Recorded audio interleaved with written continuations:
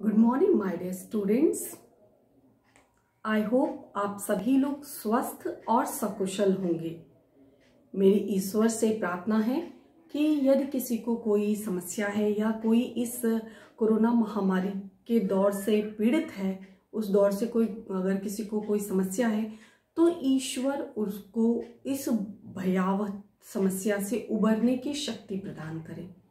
ईश्वर से मेरी प्रार्थना है कि हे भगवान सबको स्वस्थ रखे और सबको सकुशल रखे। जैसा कि आप सभी लोग जानते हैं कि आप लोग 16 से आप लोगों की जो गर्मी की जो छुट्टियां हैं वो स्टार्ट हो रही हैं। इस संदर्भ में आप लोगों को कुछ जो है होमवर्क दिए जा रहे हैं। तो ये जो वीडियो है यह वीडियो पढ़ाने के लिए नहीं है, ये वीडियो सिर्फ इसलिए बनाया जा रहा है कि आपको यह कार्य जो दिया गया है इस कार्य को आप कैसे अच्छे ढंग से करेंगे, कोई समस्या आपको नहीं आएगी। तो इसी क्रम में मैं आपको बताऊंगी कि आपको जो हिंदी का क्लास 12th का जो हिंदी का होमवर्क है उसको आपको कैसे करना है। पहली बात ये ध्यान दीजिएगा कि जो भी कार्य दिया जा रहा है चाहे वो किसी भी क्लास का हो, इसी परिस्थिति आगे की क्या होगी ये हमें नहीं पता, लेकिन जैसे पिछला साल हमारा गुजरा उस आधार पर हम अपने उन परिस्थितियों से हमें सीख लेने चाहिए कि आगे की परिस्थिति क्या होगी ये हमें नहीं पता, लेकिन जो भी आज का जो सिचुएशन चल रहा है उस आधार पर जहां तक हो सके हमें गंभीर होने की आवश्यकता है। हमें अपने स्टडी को लेकर के, हमें अपने स्वास्थ्य को लेकर के, हमें अपने आसपास के माहौल को लेकर के, स्वच्छता को लेकर के जहां तक हो सके हमें अवेयर होने की जरूरत है, हमें सचेत होने की आवश्यकता है। तो जो भी वर्क दिया जा रहा है ये ध्यान दीजिएगा, ये सारा मार्क्स इसी पर आधारित, इसी पर मतलब होमवर्क पर आधारित, असाइनमेंट प्रोजेक्ट पर ही आधारित मार्क्स आपका बोर्ड में जाता है, 10th में भी 12th में भी और 9 to 12th। सो अगर आपका अगर आप अच्छे से नहीं करेंगे तो आपका जो है मार्क्स कहीं ना कहीं वो कम होगा, तो आपके लिए पूरी लाइफ ये जो है वो परेशानी क्रिएट कर सकती है। तो इस बात को ध्यान में रखते हुए जो भी कार्य दिया जा रहा है उसको सुंदर ढंग से, अच्छे ढंग से, पूरे तन मन के साथ लग करके कार्य पूर्ण करें। सो आइए देखते हैं कि हमें करना क्या है। सबसे पहले ग्रीष्मकालीन गृह कार्य, घर में बैठ करके आराम से बैठ करके पालथी मार करके लेखन कार्य करिए। जो भी दिया गया है उसको पढ़िए, याद करिए। क्लास 12th है, हिंदी है, हिंदी का असाइनमेंट है। पहला है क्या? नियत कार्य। नियत कार्य यानी असाइनमेंट। असाइनमेंट आपको दिया जा रहा है। इस असाइनमेंट में आपको पहले आपको सबसे पहला प्रश्न कि आप लिखेंगे कहाँ। आपको 2 फाइल बनानी है। एक फाइल बनानी है असाइनमेंट यानी नियत कार्य के लिए और एक फाइल बनानी है आपको प्रोजेक्ट यानी परियोजना कार्य के लिए। 2 फाइल होनी चाहिए, ध्यान दीजिएगा, 2 फाइल होनी चाहिए। पहला पेज जो होगा फ्रंट पेज, सपोज ये आपका फ्रंट पेज होगा, इसमें पूरा नाम, आपका एडमिशन नंबर, क्लास, सेक्शन, विषय, यहाँ पर बच्चे का नाम, आपका हस्ताक्षर और यहाँ पे विषय अध्यापिका का बाद में हम हस्ताक्षर कर देंगे। तो पहला पेज आप चाहिए, आप आकर्षक ढंग से खुद बना सकते हैं तो अति उत्तम है। अगर आप नहीं बना सकते हैं तो आप अगल बगल से अगर संभव हो तो प्रिंट आउट निकलवा सकते हैं, ये आपकी सुविधा के ऊपर है, जैसा आप चाहिए। तो पहला पेज जो होगा वो आपको बताना है कि little flower school senior secondary गीदा, नेम जो भी आप पहले कैसे डेकोरेट करते हैं उस तरह से आपको डेकोरेट करना है। नाम लिखना है, क्लास लिखना है, सेक्शन लिखना है, ये सारी चीजें। नाउ सेकंड पेज पर आपको लिखना है, बड़ा सा लिखना होगा कि यह असाइनमेंट, असाइनमेंट यानी कार्यभार, नियत कार्य। अब इसमें लिखना क्या है ये देखिए। जो भी फाइल का जो पेज आता है, A4 साइज का पेज आता है, उस A4 साइज के पेज पर जो भी कार्य दिया जा रहा है उसको अलग अलग लिखना है, यानी सिंगल सिंगल सीट पे आप चाहें तो दोनों पेज का यूज कर सकते हैं। जैसे रोल रहता है इस पे भी लिख सकते हैं और इस पेज पर भी लिख सकते हैं, तो कोई कंफ्यूजन नहीं होनी चाहिए। तो पहला आपको फाइल पेज जो आता है A4 साइज वाला पेपर, उस पेज पर आपको लिखना है। 2 फाइल बनेगी, एक जो होगी असाइनमेंट के लिए होगी और एक जो होगी वो प्रोजेक्ट के लिए होगी। नेक्स्ट असाइनमेंट में आपके 3 प्रश्न हैं। ये 3 प्रश्न एक प्रश्न जो है 1 या 1.5 पेज जो है, यह 1.5 से 2 पेजेस से ज्यादा का नहीं होगा। या आप आसानी से, आपको नेट पे अवेलेबल होगा, नेट से आप ढूंढ कर लिख सकते हैं, या आप अलग से बुक से ढूंढ करके भी इसका उत्तर लिख सकते हैं। और यह भी ध्यान दीजिए, ये तीनों प्रश्न अति महत्वपूर्ण है। ये पिछले साल जो है वो पाठ्यक्रम में, हिंदी के पाठ्यक्रम में ऐड किए गए हैं। सो ये मोस्ट इंपॉर्टेंट है। इस पर आधारित कम से कम 10 नंबर के प्रश्न जो है वो पूछे जाते हैं। तो इसको समझते हुए कि एक तो आपका असाइनमेंट में भी मार्क्स इसका ऐड होगा 10 नंबर, और इसके साथ साथ आपका जो है ये मार्क्स जो है आपका एग्जाम के प्रिपरेशन के तौर पे भी ये जो है आपके लिए हेल्पफुल होगा। सो बी सीरियस। ओके, सो पहला प्रश्न है, नाटक की परिभाषा, उसके तत्व को अपने शब्दों में लिख करके परिभाषित कीजिए। आप ढूंढेंगे तो आपको नाटक की परिभाषा, ढेर सारी परिभाषा आपको मिल जाएगी, अलग अलग जो है राइटर्स के द्वारा लिखी हुई परिभाषा। तो कोई भी एक प्रमुख जो परिभाषा होगी आप पढ़ेंगे तो समझ में आएगा। तो नाटक की परिभाषा लिखनी है, उसके कौन कौन से तत्व होते हैं, जैसे हम आपको 2 एक एग्जाम्पल के तौर पे समझा, जैसे कथन हो गया, कथानक हो गया, फिर आपका चरित्र चित्रण हो गया, फिर आपका उद्देश्य हो गया, देश काल परिस्थिति हो गया। तो इस प्रकार के तत्व आप ढूंढेंगे, आपको आसानी से मिल जाएगा। तो नाटक की परिभाषा, उसके तत्व को अपने शब्दों में पूरा पढ़ लीजिए, तैयार कर लीजिए, फिर उसको अपनी लैंग्वेज में, उसको सुंदर हैंडराइटिंग में, ध्यान दीजिएगा ये पूरा, ये जो आपका जो असाइनमेंट और प्रोजेक्ट है, ये दोनों आपका बोर्ड में जाएगा। तो ध्यान दे करके सुंदर, जितना सुंदर आप बना सकते हैं, आप अपनी क्रिएटिविटी जितना अच्छा दिखा सकते हैं, उतना सुंदर ढंग से आपको लिखना है। तो पहला नाटक की डेफिनेशन, उसके तत्व, उसको अपने शब्दों में परिभाषित किए। सेम इसी तरह से कहानी भी हो जाएगा। कहानी किसे कैसे कहते हैं, उसके तत्व कौन कौन से होते हैं, उन तत्वों का क्या महत्व होता है। तो ध्यान दीजिए, ये नहीं कि कहानी के तत्व लिख के, कहानी की डेफिनेशन लिख दिया और कहानी के तत्व लिख के छोड़ दिया। कहानी के तत्वों को भी परिभाषित करना है कि कहानी में पात्र का कितना रोल होता है, कहानी में भाषा शैली की क्या भूमिका होती है। सो आपको ये पूरा जो है 1 से 2 पेज में आपका पूरा आंसर जो है, मतलब नाटक 2 पेज में आ जाए। इस तरह से आपका 2 पेज में कंप्लीट हो जाएगा। नेक्स्ट जो है, कविता किसे कहते हैं। काव्य आप जानते हैं, गद्य और काव्य पढ़ते हैं, तो काव्य किसे कहते हैं, कविता किसे कहते हैं, इसको आपको लिखना है। नेक्स्ट, काव्य में शब्दों के महत्व को लिखकर समझाइए। मतलब किसी भी कविता के निर्माण में शब्दों की कितनी भूमिका होती है, ये आपको अपने शब्दों में इसको समझाना है। ये तीनों प्रश्न आपको आसानी से मिल जाएंगे, और इसको आपका काम क्या है, इसको जितना अच्छे ढंग से, सुंदर ढंग से प्रेजेंट कर सकते हैं, वो आप सुंदर ढंग से फाइल पेपर में लिख करके इसको प्रेजेंट करेंगे। ये आपका हो जाएगा असाइनमेंट, यानी कार्यभार, यानी नियत कार्य।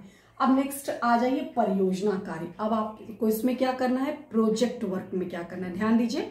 फर्स्ट, रस की परिभाषा, ये भी आपको 12th की बुक में मिल जाएगी। आप यूपी बोर्ड की बुक से देख सकते हैं, या कहीं और किसी की भी बुक से, जो ग्रामर की बुक आती है उससे देख के लिख सकते हैं। रस की परिभाषा, उसके प्रकार, प्रत्येक के एक उदाहरण लिखकर समझाइए। लेकिन ये ध्यान दीजिएगा कि यह जो परियोजना कार्य है वो असाइनमेंट की भांति नहीं लिखना है।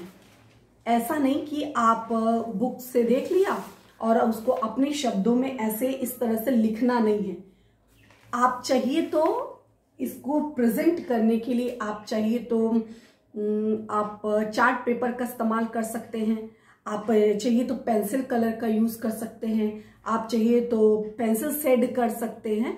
आप जितने अच्छे ढंग से रिप्रेजेंट, जैसे सपोज मान लीजिए आपने ट्री बना दिया, ट्री बना करके ट्री को, जैसे ये आपका सपोज आपने, आपकी अपनी क्रिएटिविटी है, आपने यहां बना दिया रस, ठीक, रस। अब रस के कितने टाइप होते हैं, इसको आप चार्ट पेपर के थ्रू जो है वो रिप्रेजेंट कर सकते हैं। आप जितना अच्छा करेंगे वो आपकी क्रिएटिविटी है, उतना अच्छे ढंग से आपको करना है। तो ये क्वेश्चन और ये दोनों क्वेश्चन जो है वो आकर्षक ढंग से रिप्रेजेंट करने हैं आपको नियत कार्य की तरह उसको छापना नहीं है, उसको कहीं से देख करके एज इट इज नहीं लिखना है। इसको आपको अपने शब्दों में और इसको जितना आप कलाकारी दिखा सकते हैं, जितना अच्छे ढंग से उसको रिप्रेजेंट कर सकते हैं, जैसे आपको लगे, आपको लगता है कि आप ट्रायंगल शेप में, या आपको लगता है कि आप इसको जो है फ्लावर के रूप में बना रिप्रेजेंट कर, जैसे आप चाहिए, ये आपके ऊपर है। मतलब कहने का अभिप्राय यह है कि ये दोनों प्रश्न जो है वह आकर्षक ढंग से होने चाहिए। यानी दूसरी फाइल जो परियोजना कार्य है उसको आपको कैसे करना है, परियोजना कार्य का जो क्वेश्चन आपको दिया जाएगा उसको आपको सुंदर ढंग से, आकर्षक ढंग से जो है वो रिप्रेजेंट करना। आप चाहिए तो उस पर चार्ट पेपर का इस्तेमाल कर सकते हैं, कोई भी अलग से। आप सपोज चार्ट पेपर पे आपने बना लिया, पहले लिख लिया रस की परिभाषा, तो उसको वही चार्ट पेपर उसको कटिंग करके डिजाइन में, तरह का डिजाइन में काट के आप चाहिए तो पेज पे इसको पेस्ट कर सकते हैं। ठीक है, ये ध्यान दीजिएगा। तो रस की परिभाषा, उसके प्रकार, प्रत्येक की एक एक उदाहरण लिख करके समझाइए। ये भी आपको बुक में इजीली मिल जाएगा। नेक्स्ट है छंद किसे कहते हैं। सेम दोनों को एक ही तरह मतलब कि आपको अच्छे ढंग से रिप्रेजेंट करना है। जरूरी ये नहीं कि इस जैसे इसको किया सेम उसी तरह से इसको भी करना है। आपका क्रिएटिविटी अलग हो सकती है। जैसे सपोज आपने एक को ट्री के शेप में किया तो एक को ट्रायंगल के शेप में कर सकते हैं। आप चाहिए तो उसको पत्ती लगा के बना सकते हैं, एरो लगा के उसको रिप्रेजेंट कर सकते हैं। आप शेड, आपको कलर अच्छा करना आता है, पेंट ड्राइंग करनी अच्छी आती है तो ड्राइंग करके इसको रिप्रेजेंट कर सकते हैं। ये आपके ऊपर है। लेकिन ये दोनों जो है, यह ध्यान देना है कि यह दोनों जो है इसमें एक्स्ट्रा एफर्ट की जरूरत है, इसीलिए इसको प्रोजेक्ट वर्क दिया गया है। आपको कुछ अच्छे ढंग से इसको रिप्रेजेंट करना है। छंद किसे कहते हैं, डेफिनेशन आपको मिल जाएगी। उसके प्रकार कौन कौन से होते हैं, मात्रिक छंद क्या होता है, आपको सब कुछ आपको इजीली मिल जाएगा।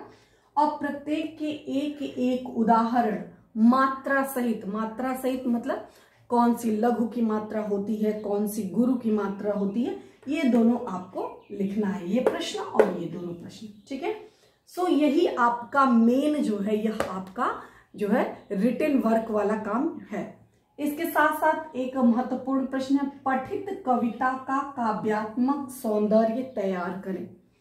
यह काम जो है आपको रफ कॉपी पर करना है। ये जो तीसरा है, ये तीसरा आपको रफ कॉपी पर करना है। ध्यान दीजिएगा कि हमने आपको बताया जो भी कविता आप पढ़ रहे हैं, जो भी, चाहे हमने आत्म परिचय पढ़ाया है, चाहे दिन जल्दी जल्दी ढलता है पढ़ाया, चाहे पतंग कविता आप पढ़ रहे हैं, तो जो भी कविता पढ़ रहे हैं उसमें काव्यात्मक सौंदर्य अच्छे से तैयार करिए, क्योंकि काव्यात्मक सौंदर्य पर आधारित जो है 6 नंबर का 6 मार्क्स का क्वेश्चन जो है आपके बोर्ड में पूछा जाता है। अभी प्रेजेंट की सिचुएशन क्या है वो हम नहीं जानते, आगे की सिचुएशन क्या होगी वो भी हमारे कंट्रोल में नहीं है। लेकिन जो जैसे अभी तक चलता आ रहा है, अभी जो पिछला साल बीता है इसमें भी एग्जाम तो हुआ नहीं है, लेकिन जो भी अभी तक जो एग्जाम का जो क्राइटेरिया दिया गया था, जो तरीके से प्रारूप जो एग्जाम का पूछा गया था, उसमें भी 6 मार्क्स का काव्यात्मक सौंदर्य पूछा गया था। तो काव्यात्मक सौंदर्य में भाव सौंदर्य, शिल्प सौंदर्य, इसको आप तैयार कर लेंगे, अभी से तैयार करते चलेंगे तो लास्ट मोमेंट में आपको कोई किसी प्रकार का कोई बर्डन नहीं होगा। लेकिन जब आप सब सोच करके रखोगे, चलो मैथ्स पढ़ ले रहे हैं, साइंस पढ़ ले रहे हैं और एसएसटी और कोई सब्जेक्ट पढ़ ले रहे हैं, चलो हिंदी और इंग्लिश को हम लास्ट में रखेंगे, तो इसका क्या होगा कि आप लास्ट के चक्कर में आपका सब कुछ आपके हाथ से निकल जाएगा और फिर आज नहीं, कल नहीं, परसों, ऐसे सोचते आपका पूरा दिन निकल जाएगा, आप कुछ भी नहीं कर पाओगे। सो इस बात को ध्यान दीजिए, थोड़ा थोड़ा करके, एक साथ ज्यादा नहीं, थोड़ा थोड़ा करके रोज पढ़िए, आपका तैयार हो जाएगा, बहुत आसानी से तैयार हो जाएगा। ओके, सो आपका यह असाइनमेंट है, यह आपका परियोजना कार्य है। इसके अलावा जो भी वर्क दिए गए हैं, एक आपको और वर्क दिया गया था तो वो आपको पर डे का था। जो जो भी पीडीएफ भेजा जा रहा है उस सारे पीडीएफ को कॉपी में प्रश्न उत्तर, जो भी प्रश्न उत्तर आपके बुक में दिया हुआ है, जीवनी और प्रश्नोत्तर, जीवनी प्रश्नोत्तर कॉपी में लिख करके, सुंदर अक्षरों में कॉपी में लिख करके, उसका फोटो खींच करके, पीडीएफ बना करके अगर कर लिया है तो बेस्ट है, आप उसको लर्न करिए। If you have not done so, do it properly and make a PDF and send it. Okay, जहां तक हो सके अगर आपने नहीं किया है तो जितना जल्दी हो सके उसको करके जो है उसका पीडीएफ बना के टीचर को, सब्जेक्ट टीचर को सेंड करिए। और कर लिया है तो बेस्ट है और आप उसको लर्न करिए। उसके साथ साथ जो आपने 11th क्लास में पढ़ा है इसको रिवाइज करते चलिए। जैसे अनसीन पैसेज, गद्यांश हो गया, पद्यांश हो गया, औपचारिक पत्र हो गया, सरकारी जो भी ऑफिशियल लेटर होते हैं, सारा उसको एक एक करके एक साथ पढ़ेंगे तो नहीं हो पाएगा। आलेख तैयार करिए, फीचर लेखन तैयार करिए। एक आप सिस्टमेटिक अपना टाइम टेबल बनाइए कि जब सब चीज सब पढ़ लिए तो थोड़ा सा रिलैक्स करने के लिए तो चलो लाओ हम एक आलेख तैयार करते, एक आलेख पढ़ लेते हैं कि आलेख किसे कहते हैं, आलेख का प्रारूप क्या होता है, आलेख की विशेषता क्या होती है, कैसे हम आलेख लिखते हैं, फीचर लेखन की क्या भूमिका होती है, संपादकीय किसे कहते हैं। तो थोड़ा सा रिलैक्स करने के लिए, ज्यादा नहीं, पर डे अगर आप 1 घंटा भी, आधा घंटा भी निकालेंगे, ये तो लेखन का ये तो कंपलसरी है, ये आपको करना ही करना है। लेकिन इसके अलावा और जो कार्य हैं, वो जो कार्य अगर आप सिस्टमेटिक वे से करते चलेंगे तो आपको लास्ट में जाके किसी प्रकार का कोई बर्डन नहीं होगा। सो आप लोग घर पे स्वस्थ रहिए और मस्त रहिए, और जो भी कार्य दिया गया है उस कार्य को जो है सुंदर अक्षरों में आकर्षक ढंग से रचनात्मकता दिखाते उसको पूर्ण करिए।